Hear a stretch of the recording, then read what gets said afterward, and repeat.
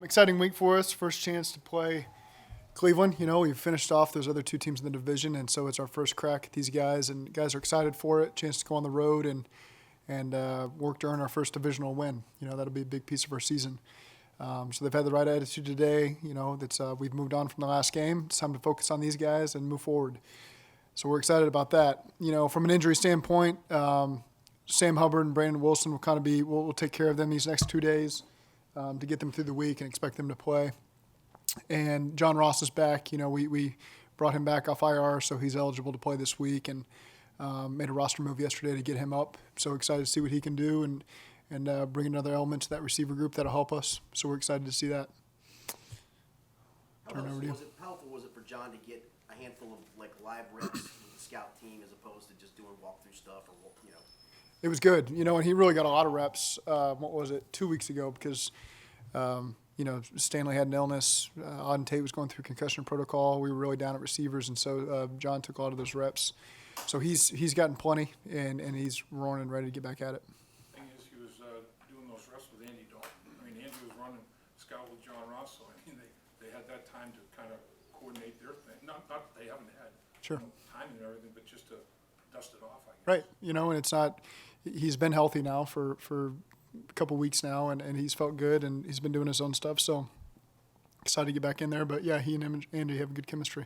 In the big picture, how do you evaluate players with injury history? When you see what it is when it's healthy, Sure. and you know what that can be, but when you're dealing with injuries all the time, how do you look at that as someone who's trying to plot what your team can look like in the future? Yeah, you just have to look at when they're healthy and what it looks like, and try to tune out the part where they've played hurt or been hurt and missed weeks. And, we feel like we've seen a good sample size of John early in the year when he was healthy, what he can do, what he's capable of, and the things that you can ask him to do to really help our team. So there's no easy answer to that, but we've seen what he looks like when he's healthy, and so we're excited to get him back out there. What does he add to the team? Well, certainly speed. He's a talented first-round pick for a lot of reasons. He cares about football, cares about winning, cares about his teammates, and so he's a good guy to have out there from a chemistry standpoint. But it's one of his top traits is his speed, and defenses are always concerned about that, and he certainly has it.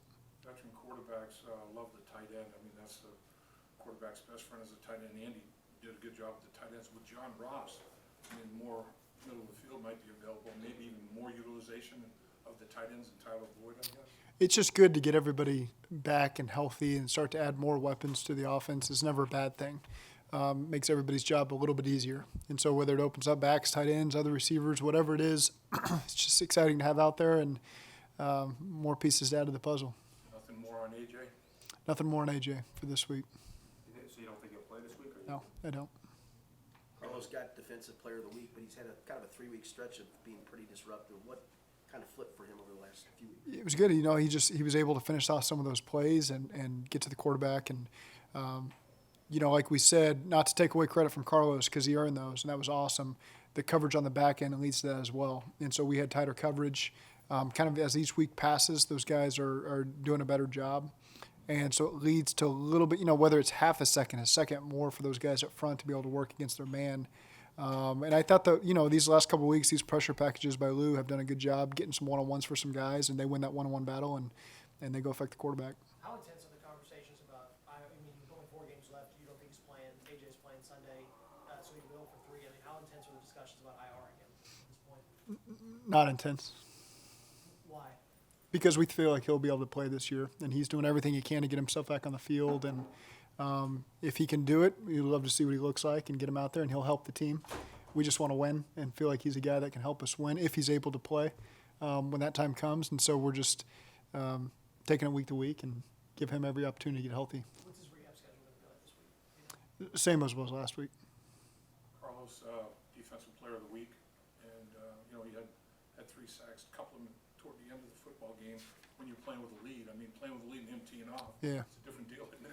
I think, you look at over the course of the year, and we have to score more points in offense because that always takes the pressure off your defense. I've seen some really good moments from our guys on defense where maybe they put together a good half, and you got to have the consistency over the course of the game. But This is one game we finally were able to score some points early and take that lead, and now the defense can play, like a lot of these defenses play around the league. They get a lead every now and then, and they get to go pursue the passer, and guys are throwing the ball down the field a little bit more, and it opens up for opportunities for more turnovers, number one. You look at the teams that lead the turnover margin, typically they play with a lot of leads, and those guys are just hell-bent on getting the passer and creating some turnovers on the back end. So credit to all those guys.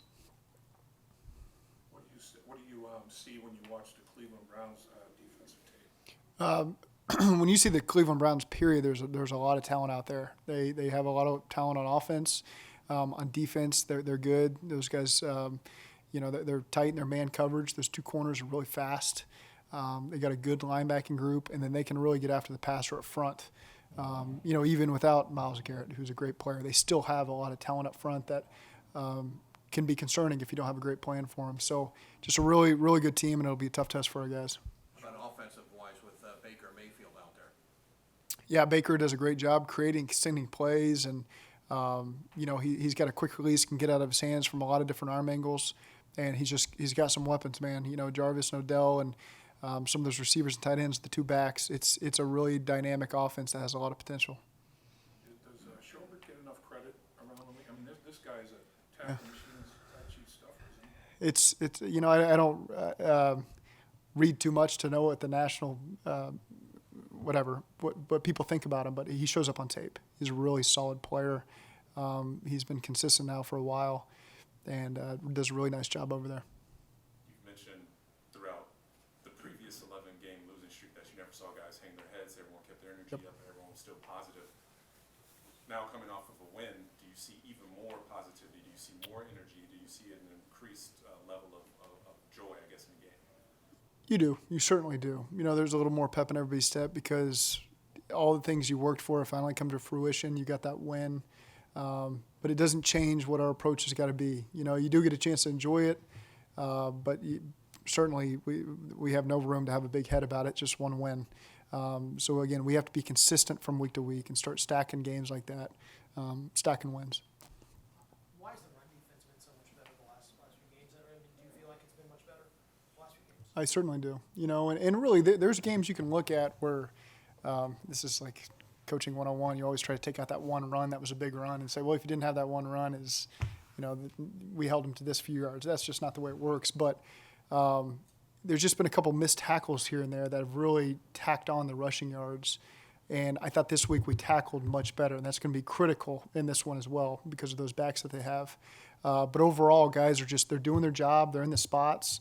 They're pinning the hip in the run game when they're on the backside of things, and they're making a lot of good tackles there. And so it's limiting the run game from some teams we're facing, and we're going to need more of that down this back stretch of the season. How's your approach? You're an offensive guy. What's your approach like when you're dealing with your defensive coordinator? Do you like to, do you kind of let him do his thing? Do you go hands-on at all? What's your approach like on that? I always watch tape of the other team's offense and give some thoughts to Lou on things I'm seeing from an offense perspective, maybe why they're doing it. We always watch our own tape, obviously, with the staff and give my input there. So Lou does a great job of coming to Brian and I both for our perspective on some things. And so there's ongoing conversation really every day, about things on defense. Sort of a backwards way of asking this, but did you think Andy Dalton's mind was in a different place, or maybe a better place, because he suffered the setback, he had the benching, but then he kind of came back with what everyone said was a chip on his shoulder. Did you notice something different about him? No, I think I'm sure it's hard to speak for someone. I'm sure there's some unknowns. Am I going to get to play again this season? Go get that win, help my team win. And so you probably just appreciate another opportunity to get to go do that. And so whether it feels different or you act different, I don't know. But I'm sure that, it's good to have him back out there. It was good. It helped the team. The team felt really good about him. And, he certainly deserves a lot of credit for how we played on Sunday. I've got to imagine, and again, you can't speak for him, but for him being benched, now getting this shot again, is this really a shot for him to try to prove that he still can be the guy these final few games? I think that's how everybody looks at all the positions right now is we still have a lot of things to play for this year. We need to go get a divisional win. We want to finish with some momentum here. So not just Andy in the quarterback position. That's all of our players are trying to carry that momentum into the end of the season. Credit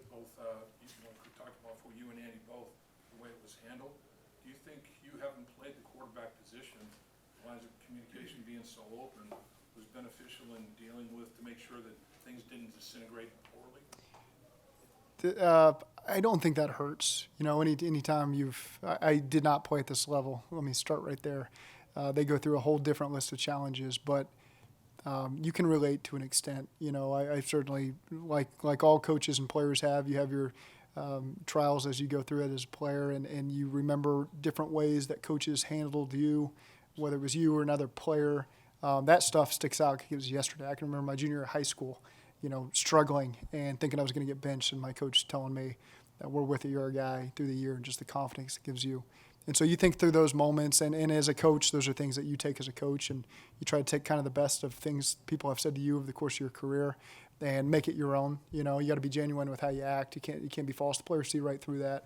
But that's just part of the growth as a coach through your experiences, your playing experiences, coaching experiences. It all factors into how you handle these guys. How much of being a good head coach is about just being good with people in general? Just generally, I think that's a pretty good life note just in general. You know, treat people with respect, and everyone's got a job to do. They're trying to do it. You know, sometimes business is business, but it doesn't mean that you can't develop relationships with people, and because that's really where you're able to coach from. You know, that's how I see it, is you're able to be critical. You know, I'm not a yeller and screamer and cussing guys out, but you're able to be critical because they know it's come from a place of you want them to be better, and you respect them because of the relationship you built, and they know that you genuinely care about them. So that allows you to coach kind of the way you want to coach them, you know, and be real with these guys. Do you think the reaction, the players saying, we're just glad for Zac, coaches saying to the players, do you think that validated what you're just talking about? We have a long ways to go for validation on all that stuff, but it is a start. When we talk about the culture and how important that is, I think that's a sign of it, is that everyone's playing for each other. That's something that we said in April. You know, you're not playing for yourself, you're playing for the guy next to you. And once you get to that point, great things can happen. And we've seen it over the course of the season, guys buying into that and doing those. And again, it's just good to show up in the win column, but I do think it speaks to the culture that's growing here, and that guys really love and respect the guys that are next to them, and they're playing for each other.